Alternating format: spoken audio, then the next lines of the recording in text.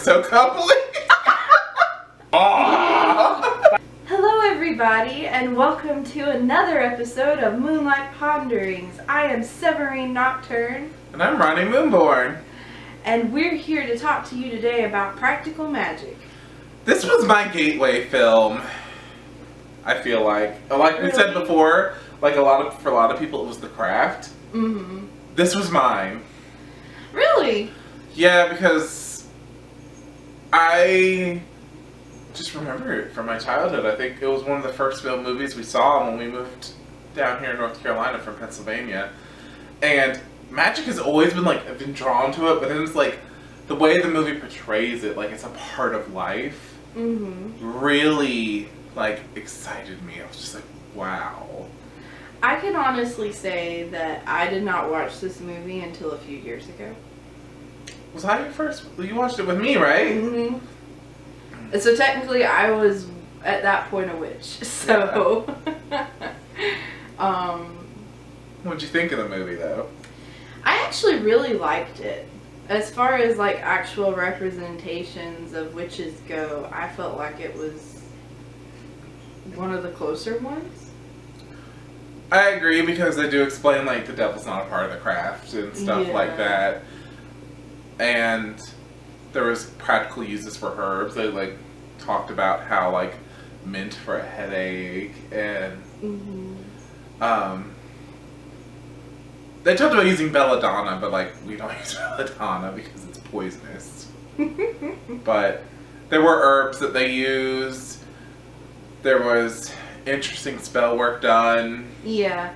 I think that was one thing I was really admiring watching it, like the use of herbs especially. There was a lot of that. There was a lot of herb use. It was like when she was making the potion in the syrup to banish the sheriff guy. He might not have been a sheriff, he might have actually been an inspector. But so for those of you who haven't seen this movie, I suggest you do. It's about these two sisters who grow up in this small island town. I want to say it's like up north, like almost like New England, but it's a little island town. And their family is cursed that any man that falls in love with them will die. And it's about how they try to at first refuse magic and give up that lifestyle, but they end up falling back into it. And it just goes on their misadventures with this lifestyle. But I wanted that house and I wanted to live there. Yeah. Like, I wanted to live there. It was beautiful. And it has Nicole Kidman and Sandra Bullock. Stockard Channing and Diane Wiest. Yeah. Really good actors in this movie. And it takes place in like late 90s. Like I want to say it was in the late 90s. Yeah, but I think so. The movie is very much so like strong womanhood also. Which I mean, I get nothing out of that. But I mean, it was still a very good movie. There's a lot of references in it to magic that I like. The soundtrack was so good. The movie itself felt magical. Yeah, it did. It was a really good movie. I was really impressed with like how they kind of touched on things that I felt like we kind of used in our everyday practice. Like the kitchen witchery stuff especially seemed very prominent. Then there was one thing that they did that was kind of like, I will say, like, obviously just like with any witchy movie, they tend to kind of make it visible, where they're like, you know, somebody might shoot some electricity out of their hands or some shit like that. Well, like in this movie, Sandra Bullock blows onto a candle and it ignites. Like, yeah, I mean, but it's a little more subtle. It's not quite as out there as like The Craft or Charmed or Sabrina. I've started reading the book to Practical Magic, actually. Oh, really? Yeah, I know it was a book. And I'm not that far into the book yet, but for mine, it's very different. So it's going to be interesting to see the differences between book and film. But I'm enjoying the book. Yeah. I liked the bits that they had with like the broom, where it was about the sweeping away the negativity, which is a lot of times what a lot of witches say. The broom is Well, it's just they turned a lot of old wives' tales into things like Mm-hmm. the broom would fall, company's coming. Mm-hmm. Like if the broom falls, but no one's touched it, it just suddenly falls. Yeah. The spell work was very interesting, I would say, also Mm-hmm. in the movie. This is one of my favorite movies. Like, I love this movie. Yeah, it's a really good movie. Like just with anything, like I think that it's gonna be hard to find a movie that is, or a series that is a representation of us, or like, you know, That's not witches gonna in put general. some type of fantasy Yeah, fare to it. And I mean, to be fair, I think most people, when they do spell work, that visualization kind of helps, but it's more on the, you can't actually see it, but you kind of imagine that it's happening, that electricity is shooting out of your hands or whatever. It's not that it actually Every time we happens. say that, I think of the Return of the Jedi with the Emperor going, Yeah. like, Should I say fire?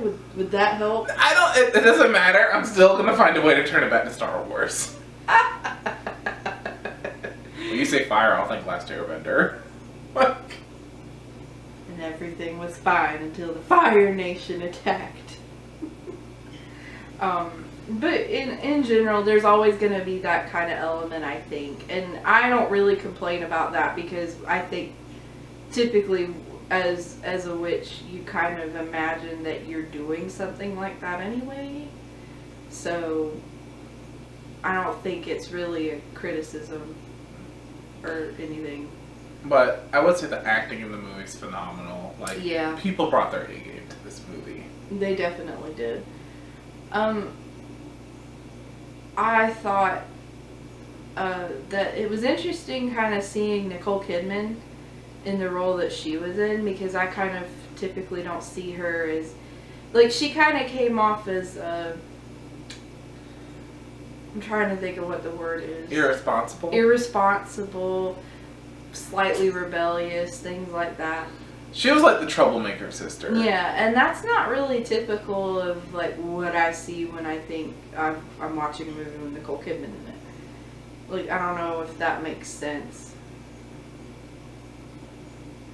I just think she's a very good actress, and she can. Yeah, she can Like, she can do roles well. anything. It was different for her, I felt like, and I liked seeing it.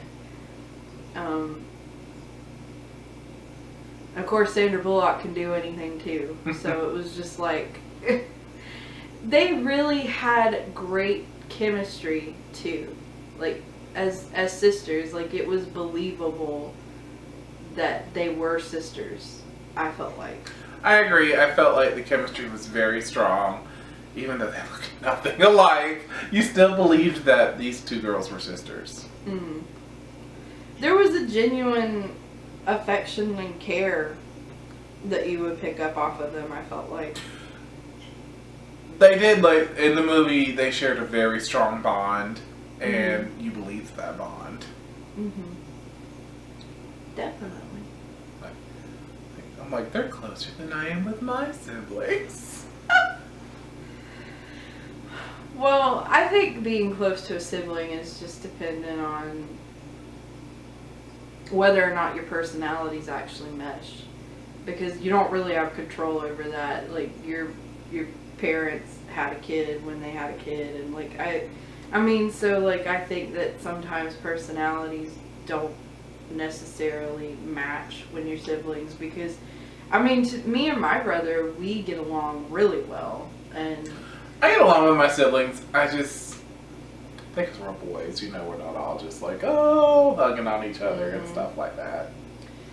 I mean, my brother and I can have a lot of really in-depth conversations, I feel like, and I really enjoy that about our relationship.